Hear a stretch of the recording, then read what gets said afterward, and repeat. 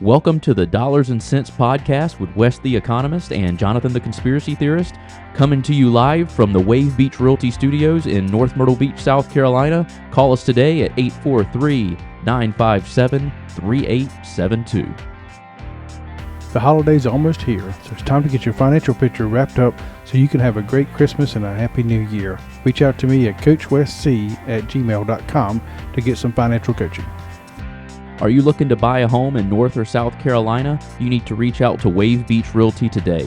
We are a family-owned company with over 10 years of experience in North and South Carolina and operate along the Grand Strand. Give us a call today at 843-957-3872. That's 843-957-3872. Hey guys, don't forget we go live every Saturday at 11 a.m. on 94.5 as well as 106.7, or you can stream us live at talkradiomb.com.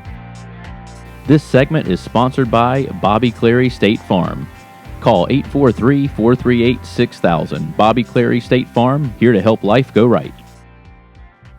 All right, guys, welcome into the podcast. This episode, we are going to be talking about minimum wage and wages in general, taxation on wages. I know back in September we had a conversation about minimum wage, but it's been a while. We didn't video record that one. I thought it's an interesting topic. It's something people bring up all the time about raising the minimum wage. Yeah. And I wanted to talk about, you're the guy to talk to about it because, you know, you're definitely a free market economist. And my take on it is not a very popular take. No, it's not popular at all. In general, I don't think it should be minimum wage. At all. Nothing. Not even $1. No. Not $1. Not 50 cents. No. Not 25 cents. Not 10 cents. Not a penny. Nope. Zero minimum wage. Because that effectively is the minimum wage. Right. When you have $7.25 an hour is not affecting anybody's job. Right. It's literally not. Right. Now, in some states they have more, obviously, but when you start pushing it up, now if you push it up to $8.25, $9, $10, it's probably not going to make a huge impact. So let's say, all right, okay. Let's just do it in a scenario. All right, I own a business. All right, let's just say my real estate company. Yeah, okay. Let's say instead of my employees being commission-based like they are, let's say they're all working on an hourly rate, and I'm paying them whatever. One of them's making 8, one's making 10, one's making 11, whatever. I decide to raise my minimum wage to $16 an hour. Right. In your opinion, that's not a good thing. It's not a good thing to have a minimum. Now I'm paying all my employees $16 an hour. What's the? Tell me immediately how I'm going to notice the negative side. Now you said you changed it though, as the business owner.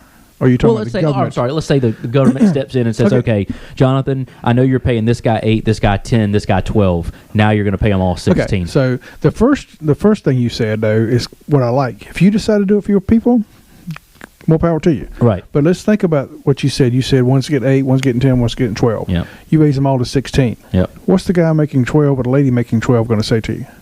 I'm working harder than the guy making $8. That's why they're making $8. I'm not gonna give you as much effort at $16 because I'm making the same as them. Exactly. That's what I would say. Yeah, and that's what everybody says. That's what people think. Well, minimum wage, it just helps those low income workers. Well, it really doesn't, because those are the ones who actually get fired first. Right. Because they're not adding value. They're not worth the $16, which is why they weren't making that to start with. Right. So those people are kind of put out. So that's why I say they've got zero minimum wage. So it actually hurts them. Yep. In the end, the people that are making the minimum wage, it just puts them out of a job where they just can't find one because they don't offer enough skills to make. Or the other thing that happens is businesses cut hours. Right. Because a business is in business to make money. Right. And for some reason, our schools are teaching that's an evil thing. Right. Well, but I turn and ask people. I say, have you got investments? Well, yeah. I say, well, if people are not going to get investment on a business, why should you get investment on your stocks? Right. Why should you make any money? Right. You're like, well, that's different. Why is that different? It's not. Somebody's putting their money to open a business entrepreneurially and trying to get a return on investment. Okay. Now, in economics, we actually, when we look at it, we make accountants crazy. Because when we look at a business, we look at something called implied cost or implicit cost. And we say, if you're going into business, you expect to make a profit of the minimum amount of money you can make putting that money somewhere else. Mm-hmm. So if you can make 5% in the stock market, then you're going to expect to make a profit of 5% in business. If not, why would you do it? Right. So these people are trying to make money. They're trying to get a return on investment. And if we don't allow them to do that, then we won't have new businesses. There's no innovation. Right. So the people The people at the low end, that's who it actually hurts. Right. Then you have the issue we just talked about when people are making more than the minimum wage. They're going to expect a raise higher than just to the next minimum wage. Right. But it's hard to raise their pay because you got to make up for the people that you had to raise minimum wage, right? Like let's say the guy, the 8, 10, and 12, the 12 guy you bump up to 16. Okay, you got a $4 raise. These guys are now that when it's time to give him a raise, you say I can't give you a raise because I'm capped you out at 16. Yeah. Now you're going to lose productivity. Yep. And you just got to find $16 hour workers that are worth $16 an hour. So you're going to cut the 8 and the 12 guy. Your 16 guy is going to quit because he's now worth. Let's say he's been there a while and he's worth 18. And you're not able to bump him up because you have to pay a minimum. If he's making 12 and the other guy's making 8, and you're talking about if you had to bump him up, if you kept him, that's an $8 an hour wage. You just doubled his salary. Yeah. Then why wouldn't the guy at 12 expect to go to 20? Right. Right. I mean, that's it. Just snowballs. It's a snowball effect or a domino effect. People don't think. They think, well, it was just affecting these people. I was teaching up in the Midlands at a college, and I was driving in one day, and the local radio show was on, and these guys, they were like 1% of South Carolinians make minimum wage, and I missed the first part of the explanation, so I'm thinking he meant full-time employees. Right. Only 1% of full-time employees at that time, this is 2016 or so, were making minimum wage. They're like, what's the big deal? Just to bump them up to $12 an hour, $10 an hour at that point. I'm yelling at radio because you're not just bumping them up. Right. If you're making $8 an hour, you're bumping up 10, like you just said, 10, 12. And then those who are making $10 an hour are going to want to raise. Right. So the other side of that, let's say you bump it like let's go back to my scenario. 8, 10, and 12 guy, they're all making 16. 16 guys probably a little pissed off. Yeah. We can say that. I think so. Okay. The other 2 guys are happy because they're not working worth $16, but they're making it. So the other side of it, let's say as the business owner, I'm like, okay, well now I can't find anybody to replace these 2, or I can't find anybody to be as good as my $16 an hour guy who deserves it. So if I can't fire anybody, the only other option that I can do is now just raise the price of everything to offset what I'm paying these people, right? And there's the dirty secret. Right. If you raise minimum wage, the people who keep their job and get the new minimum wage, over time, inflation's going to kick in, and they're still going to be back in the same place they were before. Right. So if I'm a landlord, which I am, and I know and I see that all my tenants are now making more money, and it's time to raise the rent, I'm like, well, I know everybody in Horry County just got if my tenant's making $10 an hour, I know now the federal he's making at least $16 an hour. Yep. He can afford a little bit more rent. Just like but do you really look at that way? I mean, you as a landlord, I wouldn't, and I don't think most landlords do. You'd be surprised. There's some of these landlords are a little rough. Well, I know there's some, but you think about you owning that building. You have all the maintenance. You have all this. You got to replace appliances. You got all that. What's happening to all that stuff? That stuff's going up. Exactly. HOA fees are going to go up because the cost of every goods and services have to go up. So I have to offset that cost now. Right. I think, but it makes it easier to mark that up when you know that the federal government just came in and made sure everybody's making at least this. Now your tenants are at least making that. Right. And I look at verified pay stubs and bank account information, so I know what they're making. Right. Now I don't know if my tenant goes and gets a raise, am I saying okay now you're paying more rent? Absolutely not. No. I'm not doing that to my tenants. But as you see costs go up, you feel easier about raising your rent because of what? Yeah, because I'm offsetting the cost of living. But people don't see that. People say, like we just went through these last few years, but rent was going up through the roof, and everybody's like, they're just greedy landlords. Yeah, they don't think about now the mortgages are costing more money, the interest rates going up. Maintenance is going up. Yep. They still take care of everything. And most, let's face it, if you're renting, you're calling landlord every time something's... Right, yeah. And most of my properties are condos. I have one duplex that's not in an HOA, but I still have to maintain the roof. I have 2 HVAC units in that. I got 2 water heaters. I got double appliance because it's a 2-unit building. You've got a lot to maintain there. I've got to pay insurance on it and to make sure you can't sue me and take all of my properties if you fall in the unit and do something stupid. I've got to pay my taxes on it, and they're not going to. And my taxes go up every year, and no matter how much I complain about it, they're still going to say, "Jonathan, you owe us more money." Yeah, thanks. So when you. I guess it just snowballs everything. It negatively affects everybody once you do that. There's actually 2 types of inflation involved. Demand pull, which is everybody's used to. It's called too much money chasing too few goods. So prices are going up because people have more money in their pocket because we haven't got that part yet. Right. People are making more money. What are they going to do? Spend it. They're going to spend more money. So demand goes up. And then on the other side, that the cost of everything goes up, so supply goes up. Right. That goes up. Supply. I'm trying to get out of the economic terminology. Supply. The unit production price is going up, so prices are going up. Right. So we actually end up again back where we were when we started. So it's a short-term solution to a long-term problem. Got it. So all right. So let's play the other side of this. Minimum wage is still $7.25? It was $7.25 when I started working. $7.25 federally, and that's the other thing you got to think. They set this in Washington for all of the country. Right. Obviously, making $7.25 an hour here is different than making $7.25 an hour in New York. Right. Which they've got a minimum wage of 16 or 18 at this point. Got it. Okay. So let's say tomorrow they come in, federal government says, okay, no minimum wage, we're getting rid of it. The states obviously can still do their own if they want, whatever.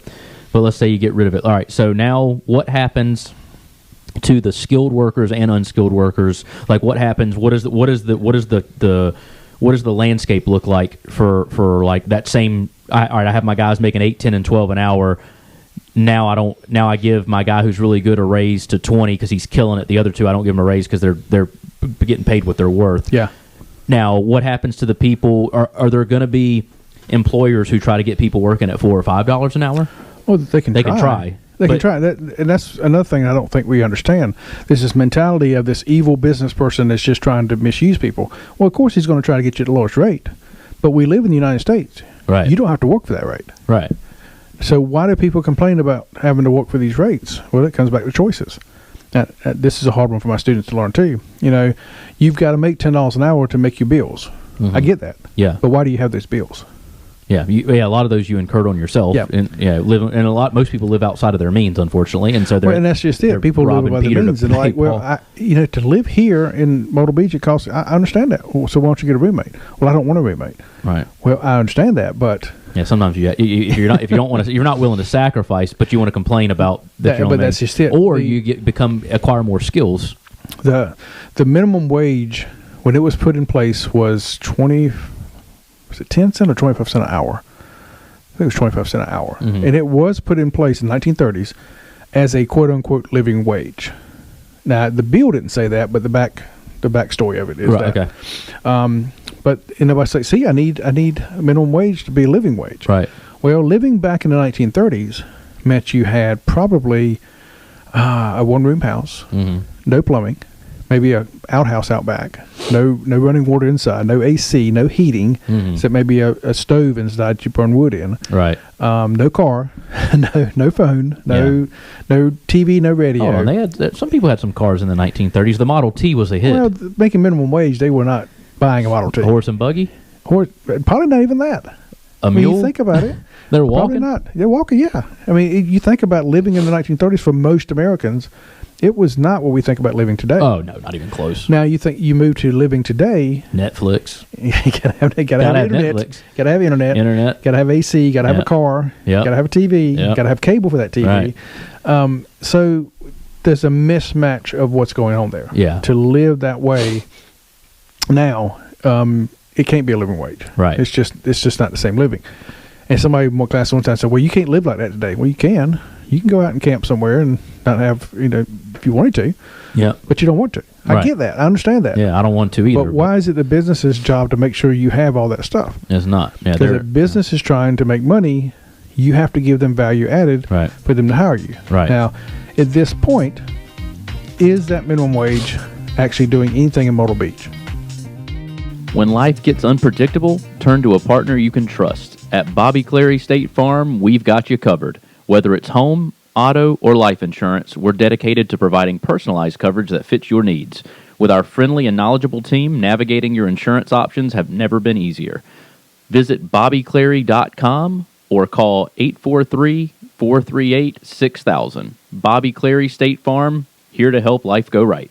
Are you looking to buy a property in North or South Carolina and need financing assistance? Give Motto Mortgage Coastal Pros a call today. We specialize in residential loans in both North and South Carolina and can meet all your residential home loan needs. Give us a call today at 843-957-3872. That's 843-957-3872. If you like the economics part of the show, then check out my podcast, Econ Sense. You can find it on Spotify or on Apple Podcasts. You're listening to the Dollars and Cents Radio Show with Jonathan Edmond and Wes the Economist. Don't forget to send us your topics and feedback at dollarscentsgs@gmail.com. This segment brought to you by Eisenhower Dental. Reach out to them at 843-234-3110. Yeah, so I personally, I don't know how it's been, because I don't know anybody making $7.25, honestly. Exactly. Now, I'm sure there's somebody out there making, like, I started at $7.25. We'll find, I mean, in this culture, in this local area, you could probably find somebody. Yeah, but sure. in general, is anybody offering it to get a good employee? I don't know. I know they were in 2007.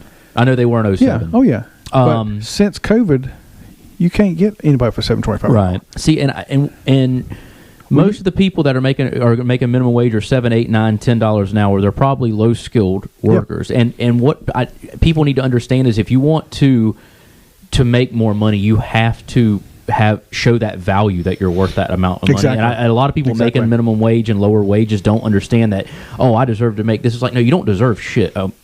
We're on the podcast. Sorry, you don't deserve anything. I get passionate about people complaining. We would be bleeding right now if we were on radio. Yeah, we're good. So you don't deserve anything. What you deserve, like, whatever you can provide for yourself. So but that's what they think. That's what socialism is. The workers. But that doesn't the whole argument behind socialism, as far as workers, is the workers are doing the work. Right. The business owner's not doing anything. They should get the bulk, whatever, this, that, and the other thing. Yeah. But the issue is they're not taking the risk. Right. They leave work, they go home. They don't have to think about anything. Exactly. Yeah. And I used to think that way so I started off working in a grocery store. Yeah. I started off at $7.25. I worked hard for $7.25 because I was just happy to be out of the house and not doing chores for free for my dad all the time, and I was happy to have a job and be at work and be out of the house. Yeah, I was so happy. I was like, oh my God, I'm actually getting paid. I'm not over here doing laundry and raking the yard and all this for literally nothing. So I was just happy to make money. Right. So I was working overtime, blah blah blah. I mean, granted, my overtime checks, they were taking half of that. That's a different. We'll get into that in a second. That's another story. Yeah. But what I did is I started talking to the ladies at the front. I was like, hey, could you train? I'm tired of bagging groceries. Like, could you train me to work the registers? They trained me to work the registers. Well, then I talked to my boss. I was like, hey, I'm doing the cashier now. You know, it was time for my annual. I was like, can I get a raise? They bumped me up. It was like $8.25. So it wasn't a big raise. They bumped me up $1.25, something. Well, then I start at night. As the late night stockers are coming in. They're like, man, we need some more people back here. You should just come back here and help us. I was like, well, I'll talk to them and see. The front end of the house hated that because I was such a good cashier. They didn't want to lose me. But I talked to the manager. He was like, yeah. He's like, you can start working. I started working a little bit, and then when raise came up, I was up to $10 an hour. Yeah. And then I started working in the dairy department a little bit, just during some overtime. And eventually, by the time I was going to college, I was making like $13 an hour, and they offered me a full-time position as like a dairy frozen manager, making like $18 or $20 an hour, but I had to turn it down because I was in college full time. I couldn't do it. At the time, now knowing what I know now, I would have taken that, learned some more skills, and then got into real estate. But we go our own paths. If you gotten out, because that's a hard industry. Yeah, they operate on such tight margins. There's not a lot of money there. But they're price gouging. Didn't you hear Harris in the campaign? Yeah, gauging. They're price gauging is what she said, right? Oh, did she really say gauging? She said, she used the wrong word. She said price gauging. But out of all the industries talking about them raising prices, that one was crazy because grocery stores can't gouge. No, they don't be have out of business. They have it. I had a manager multiple times explain to me how their margins work and how little they operate on those tight margins. Is there's not much. They have a little bit built in for loss prevent because you're going to lose. People are going to steal from you, and you're going to have waste, and that eats up about a good chunk of that. And what you have a little bit left over. It's not, the margins are not very good on a grocery store. It's not a good business to be in unless you're Food Line and have 1,000 stores all over the place. Doing it in bulk where you can get. I don't know how these IGAs make it. I don't know how they make it. Because their prices. I mean, their prices are a little higher, obviously. Yeah, but not enough to. Yeah. To me, to I don't know. To make I don't get it. It's a tough business. It's a tough business. But basically, my point is, I learned at a very early age, and I didn't intentionally learn that. I just wanted to make more money, and I was like, well, if I stock, they have to pay me more because the stockers make more, and they're working graveyards. Well, if I learn and then they would call me when people would call out, and it would give me more hours too. So one, I'm making more money because I can do multiple things. So if somebody calls out, like, well, Jonathan knows how to run the register, call him in. Yeah. And I would always say because I was just sitting at home with stacking my little money, waiting, spending it at the mall with my girlfriend or whatever I was doing back then, and just happy to come in and work. And they worked me to death. I mean, I was working sometimes 60, 70 hours a week. And that's what I tell my students. And it's kind of a light bulb a lot of times is you've got to, at one point in your life, or at some point in your life, You have to get paid for what you know and not what you do. Right. And because you knew all that stuff, you were a commodity. Right. You got all these hours. Yep. But I meet so many people who don't want to learn. They don't want to learn anything. They just want to work and get money, but they want enough to be able to go buy the new iPhone and have a 5-inch TV and surround sound. I mean, it doesn't work that way. Yeah, I wanted all those things back then too, but I had a 22-inch TV that was sitting on I had like one of those TV trays that you eat on against my wall. I sat that on it, had my bed, and I was in like a 10 by 10 room maybe. I had a king-size bed in the 10 by 10 room. I had like a little L shape with one dresser. I was broke, but I was working my butt off. And then, but those skills that I acquired and that mindset that I acquired of working hard for what you want got me to like how now I don't worry about those things as much because I work hard and I live well within my means, so I don't have to stress every day. No matter how much you make, it's not about what you make; it's about what you spend. Yeah, exactly. Yeah, you can make $50,000 a year and live very comfortably if you budget. Yeah, and I know people that make six figures, and the way that they spend their money, they're stressed every day about their next paycheck. I remember one time a manager telling me I was managing a warehouse. And he says, well, we can't give these people too big a raise because they won't be able to handle it. And I thought, dude, that's terrible. If he's doing the job, he should get it. As I grew, though, I understood what he was saying. I still don't think it was fair. But I understand what he was saying was if you give somebody too much money too quickly and they don't know how to handle it, they could be worse off than they were before. It's like people that win the lottery. Yeah. A lot of them go broke. Yeah. It's like a lot of like NFL players and stuff like that. They don't have any money management skills. They'll sign a $20 million contract. They retire. They get an injury 3 years later. They're retired. They thought that money was going to come in forever. Yeah. And they had made $100 million in their career and they have no money. It's like how do you? And they got the vultures sitting outside every door waiting on them. I got a good deal for you. And they listed wrong people. Yep. So it's you're right. It's definitely that's a saying. It's been around forever. It's not about what you make. It's about what you spend. What you spend. Yeah. And making the federal minimum wage higher, it's a political mirage. They know it doesn't work. Most I don't know. Some of them probably Bernie think Sanders doesn't. He still thinks that businesses are in business to give people jobs. For like 2 years when I was teaching, I'd ask that question, what's a business in business to do? And for literally like 3 or 4 semesters, the first answer I got was to give me a job. I'm like, no. No, they don't. No, now, that's changed, fortunately. I don't know why I got that answer for as long as I did. Yeah. But people just don't understand. Most people who've never owned a business, i.e. Sanders and a lot of these other people that are in Congress, they don't understand what it means to actually live paycheck to paycheck or for a business owner to live for that next check to be deposited. Right. Putting it in now, when's it going to be available for me to use? Right. They don't live that life. Right. Exactly. So, running a business is very difficult. There's a lot that goes into it. And, I think it's like, 85 or 90% of businesses fail within the first 5 years or something. It's high. It's pretty high. It's a high number. It's quite that high, but it's up there, though. It's way up there. It's well over 50%. Oh, yeah, definitely. So it's a tough thing to do, and people don't understand that. They just think that the problem is when people assume when you own a business that you just have to have a lot of money. Like, he owns a business. He's got plenty of money. That's not the case. You have to start somewhere. Like that business. A lot of business owners spend the first 5 or 6 years being so involved themselves that they're working 60, 80 hours a week, and they're not getting paid for those hours. They're not getting paid for that. So you don't see that. People don't see what goes behind the scenes. They show up to work. They work their 8 hours. They go home. Yeah. They have no worries when they get home. They're watching. Like I go home and I'm stressed out about I got people calling me in the evening and all the stuff that goes on behind the scenes. But people think being a real estate agent's easy. It's like, okay, you think that. It does look like that when I'm out just opening lock boxes and driving around. It looks like that. But when you and there's some real estate agents, that's all they do, and their income shows it. Their income shows. Yeah, that's right. I'm in an industry where you can make as little as much as you want to, depending on how hard you want to work. And there's plenty of low-skilled real estate agents who make the very minimum or work part-time jobs on the side because they don't put in the effort and the time and the stuff behind the scenes that it takes to get to that next level. Yeah. But that's with any job. That's just across the board. You can walk in any store and see that. It's So all right. So long story short, you are just pro abolish minimum wage entirely. Or just, if you're not going to abolish it, which we're not going to, just leave it alone.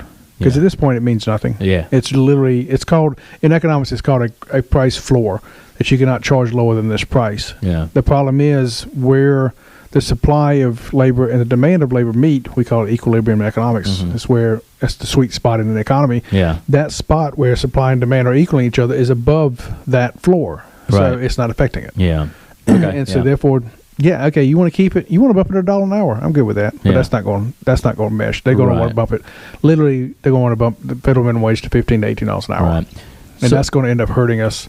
Well, the other way, the third way it plays out is people business just find a way to not need workers. Yeah, one of the big things we look at in economics is the move. So you have four. We categorize everything into four resource units: land, which is a natural resource; labor, capital, which is not money. I drive my students crazy with it, especially if they're in accounting, because accounting capital is money. But when you raise quote unquote capital for a business, you don't just raise money to put in the bank unless you're a financial thing.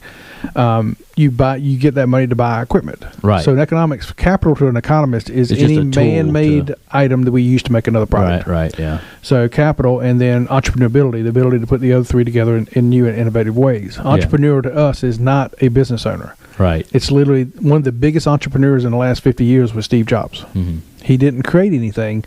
He made things better. The laptop, the computer, the laptop, the tablets, the phones. He didn't create, you think about it, he didn't create anything new. Right. He just made them differently. So what we look at is substitution of capital for labor.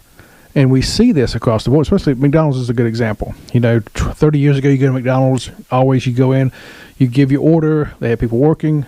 And then I remember, like in 2012 or 13, I was going to a conference in Georgia, and I stopped at a McDonald's in Augusta, or Aiken or Augusta. And I walked in, there was two big kiosks there, the touch screens. First time I'd seen one. They have it in Little River now. But that is a perfect example of moving. You had one person behind the counter now instead of 5 or 6, and all those 5 or 6 people lost their jobs to those kiosks. Yeah. So they just substitute away because it becomes cheaper to do that. I hear everybody fuss about self-checkout. Yeah. Walmart, I don't work here, blah, blah, blah. Well, that's fine, but you come for the low prices. Right. If they didn't have those self-checkouts, those prices would be you just going up. complain about something else. You'd be complaining about the prices. Well, before that, I always heard about how people didn't like to check out because people were not paying attention. They rung it up wrong, da-da-da-da. Yeah. So fix that problem. But the thing is, it got so expensive to hire people, they put in self-checkouts. So if they did put self-checkouts in, you'd still be there complaining about the person checking you out. Yeah. Except now the goods you just bought in the store are going to be higher. Right. Yeah. So there's always going to be some type of effect from people who don't understand the basics of cause and effect, and they just think like, oh, now everybody's making $20 an hour, everybody can live comfortably. It's like, no, they can't. No, they can't. Their rent just went up by $28 a month, so it doesn't matter, or $30 or $100, whatever it is.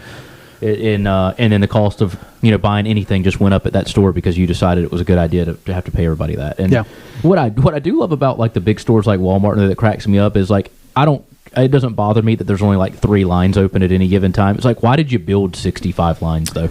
Day after Thanksgiving.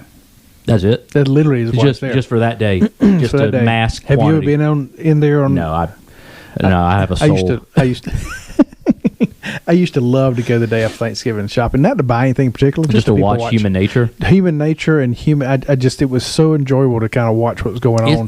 What blows my mind about human nature is like they'll be like, oh, 50% off, 60% off, 70% off, and they're like, I saved 70%, I saved 60%, I saved 50%. I'm like, no, you still spent 30%. Like you still spent money on it. You didn't save anything.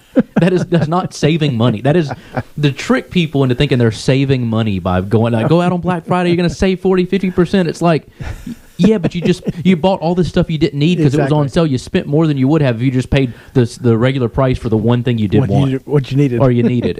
It's like human nature, the amount of stupid humans blows my mind. I remember being in Walmart sometimes, and there'd be this big rush for stuff, and there's one left, and I'd pick it up, something electronic stuff, and I always wait to buy because it's so cheap then. If I needed something, I'd wait, and I'd pick it up, and somebody'd be like, all freaked out, and I'd be, you want it? And they're just like, yeah. It's like, okay, you can have it. Yeah, it's not the end of the world. It's not normal. It's not normal for somebody to give up their I'll find it on Facebook Marketplace in a year for half the price. And that's what my son and I did a lot of times. We'd go buy with these TVs when he was in college. Yeah, and then wait a week and then put them up on Craigslist. Yeah. See, now that's the way you're good. That's saving money. Yeah. Yeah, because you're taking them and pulling a profit. We'd buy them for $175 and then sell them for like $250. Yeah, it was several semesters. He bought all his books for college. Yeah, from yeah.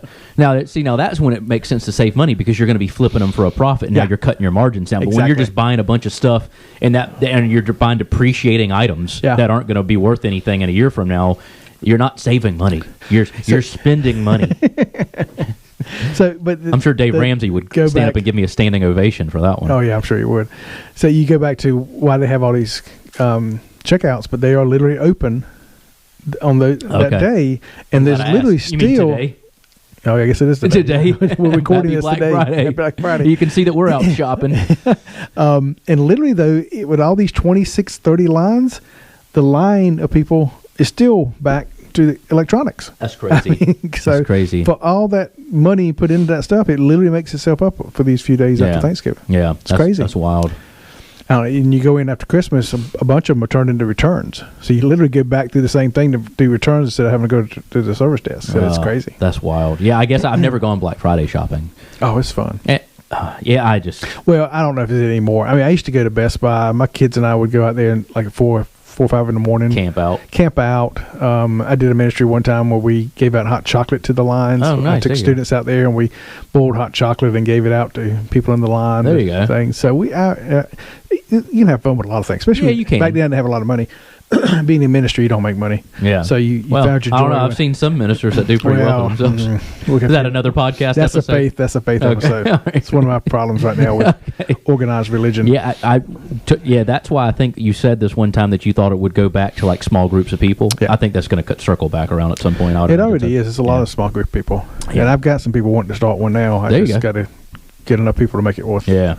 time. I got about 2 or 3 people who want to start a small group. So if I can find another 2 or 3, we'll probably do something. Oh, that'd be cool. But I don't want to do church. Yeah. I want to. I don't mind teaching the Do Bible. you go to church now?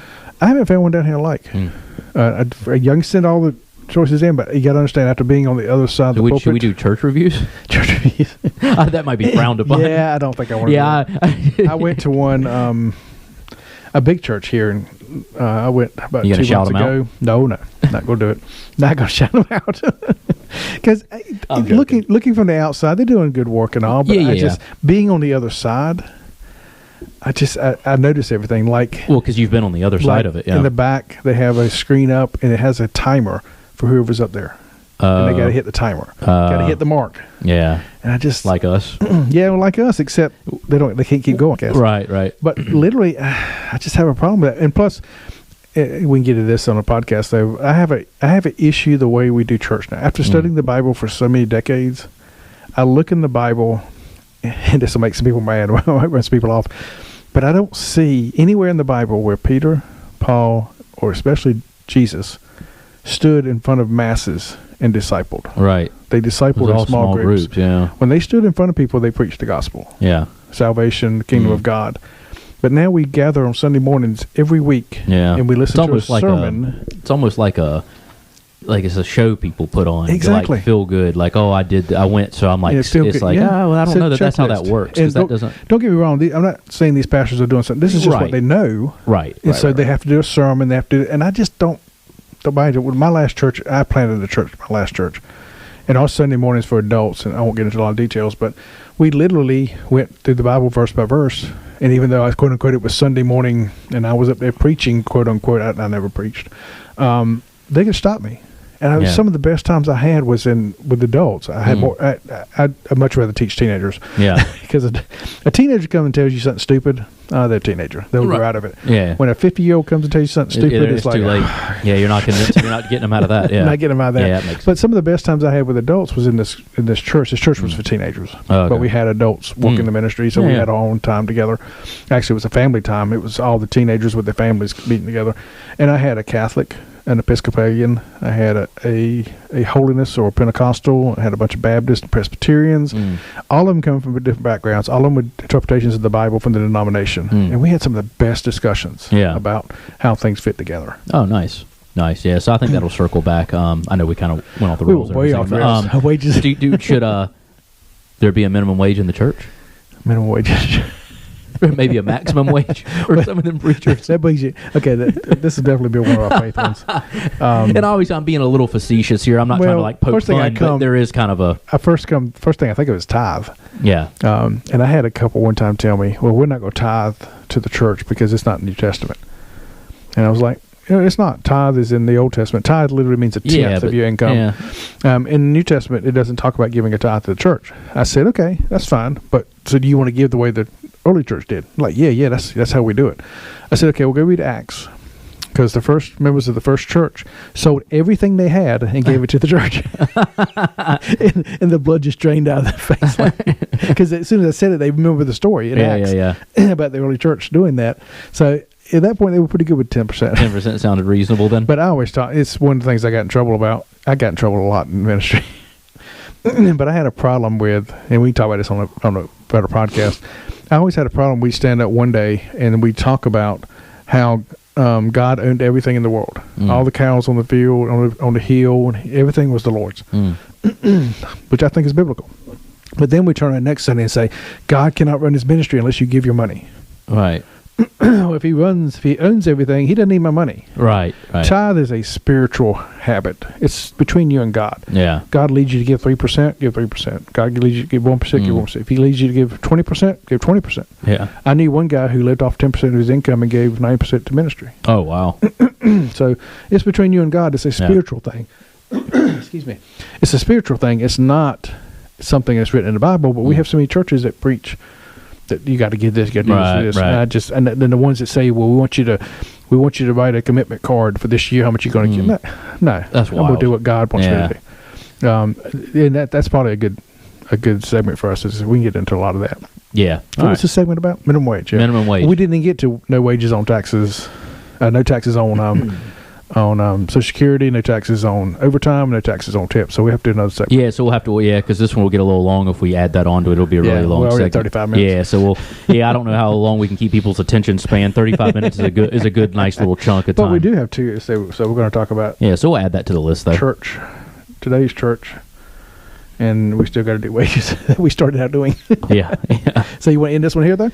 Yeah, I think we'll wrap up. We basically, you've made a good argument to why that the minimum wage should be abolished. I used to think that it was silly to raise it, but I was never for abolishing it. But I told you I changed my stance on things when you explain it that way, and then I really put it into, now that I run up my own business, right. I can kind of understand how the minimum wage is kind of just pointless. And I mean, you have people who are skilled and they need more, but you also have people who are not skilled enough to make $7.25 an hour. Right. My sons went to work too at $7.25 an hour. So my oldest son's your age. Yep. And I'll never forget, all three of them, the first time they got their check, one thing, they came in and they're like, where'd all my money go? Because they've seen taxes before. But the other thing was, especially my twins, one went to work at Moe's, one went to work at Rita's up in Columbia. Yeah. And I'm sorry, they were not worth $7.25 an hour. They had no clue what they were doing. Right. We had trained them well to be workers. Yeah. But this specialization, I mean, $5 an hour, $4.50. That would have been more. I mean, they're living at home. They don't have any expenses. Right. I was worth $7.25. Yeah, when I started. I was. I'm sure. Hey, I was bagging groceries. No, the hard part wasn't bagging groceries. That's not worth $7.25. Getting all the carts out of in the heat in the summer and bringing them all in. And I was like working out back then, so I'd have like a line of like 62 carts, and it's like uphill at the Bilo I worked at. It's like uphill from where the Bilo is on Main Street. Bilo's here? Okay. They're closed down now. They sold out. But we had a Bilo on Main Street, North Myrtle Beach, and where the carts were to where like the store was built. It's the Planet Fit. No, what is there now? It's not the Planet Fitness. What's there now? Oh, the one across the street? No, it is the Planet Fitness, isn't it? No, yeah, right by a UPS store. Or right on Main Street in North Myrtle. That's not Planet Fitness. I thought, isn't that where they put it? They put one in Little River. Oh, that's the old other food line is where they put that old one. Food Line, yeah. I can't remember. Oh, they put the go-kart thing in. Oh, that's right. I haven't been in there. Yeah. But anyway. There's your review. But yeah, there we go. You go in there and ride the go. Like, oh, I used to bag groceries here, but now I'm riding go-karts. But yeah, so I'd have to push the carts up this hill and get them back in the store. I'd be, by the end of the day, I probably lost 5 pounds every time I worked. And you think that's worth $7.25 an hour? Oh, absolutely. That was well, I also had to bag groceries in between that and bounce back and forth, and then I had to clean the bathrooms at the end of the night. That was, okay, the bathrooms I might give you. And then, but for my kids, I mean, it didn't take them long to get up to speed, and they were worth it. But just going in cold off the street, not knowing anything. Oh, I get that. Yeah. So I just and it actually has hurt us in other ways we didn't get into. Teenage unemployment's the highest it's ever been. Bummed. It used to be you could, when you were on summer break, you could go out and get a job. Yeah. Well, now you can't get it's changed now, but so long they couldn't get a job because nobody's going to pay you for 2.5 months at $7.25 an hour because it wasn't worth it to them. Right. Now here was different. Columbia, here you got the tourism and all, so it was easier to justify that. But in Columbia, it was hard to find. So now you got teenagers sitting at home playing video games, doing nothing instead of out working. Right. Now, at this point, it's still an issue because it's just not for teenagers now, but also the schools are going to year-round schooling and all that kind of stuff. So I hate that. I know some people love it, but I just think the summer should be for learning other life lessons. The problem is you can't learn life lessons now because you sit at home and play video games. Right. Yeah. Of course, you could become a streamer and make millions of dollars, I guess, but hey. Well, there's that. Yeah. There's that. Yeah. All right. Well, that concludes our minimum wage segment. We touched on a lot of good things there. So, hashtag abolish minimum wage. Now, I say that for shock effect. Yeah. I literally understand it will never be abolished. So, I get that. Yeah. Wes is but I'd be okay. Pro-abolishment. Yeah, I am pro-abolishment. I just know it's not. Actually, I'm with it now. It actually makes a lot of sense because it wouldn't affect anything negatively. Because you're right, it wouldn't. No. If you can show your value, you're gonna make more money. If you don't show your value, you're just gonna have to keep looking for a job. But it may give those young people with no skills whatsoever who've been sitting behind a video game and parents want them to find a job instead of sitting at home all the time, or even a 22-year-old that got out of college and not doing anything. Yeah, you may have to get someone to make $4 or $5 an hour. Yeah, but I don't think anybody would work for that, and I think they'd have to keep it at least because since there was already a minimum wage established, I think it would be hard to go backwards. But if that person's sitting at home without a job, and the parents are tired of it, they'll make them take that $4. Oh yeah, and it'll be like high school kids and people like that with no bills that would be able to do it. Yeah, but I know a lot of 20-something-year-olds that are still like teenagers were 20 or 30 years ago. I know a lot of 50-year-olds that have no skills. So, I mean, that I don't think that it sees no age. Unskillfulness sees no age. Especially in our society. Does not discriminate on age. Yeah. All right. Well, that concludes our highly anticipated and highly, what's the word for it? I don't know. It's been a long day. Yeah. So that concludes this. Concludes our podcast. We'll catch you next time. Catch you next time, guys. Eisenhower Dental, located at 107 Waccamaw Medical Park Drive in Conway, a place where you can find all your dental services, including general dentistry, cosmetic, restorative, and pediatric dentistry. Reach out to them today at their website, eisenhowerdental.com, or call them at 843-234-3110, 843-234-3110, and tell them Wes the Economist sent you. Thanks for listening to the Dollars and Cents Podcast with Jonathan the Conspiracy Theorist and Wes the Economist. Don't forget to send us your topics and give us feedback at dollarscentsgs@gmail.com. You can follow us on Instagram and X at dollarscentsgs. You can follow us on Facebook at Dollars and Cents. Listen to us on the podcast format at Dollars and Cents Podcast, and you can also find us on YouTube at the Dollars and Cents Podcast. Are you looking to buy a home in North or South Carolina? You need to reach out to Wave Beach Realty today.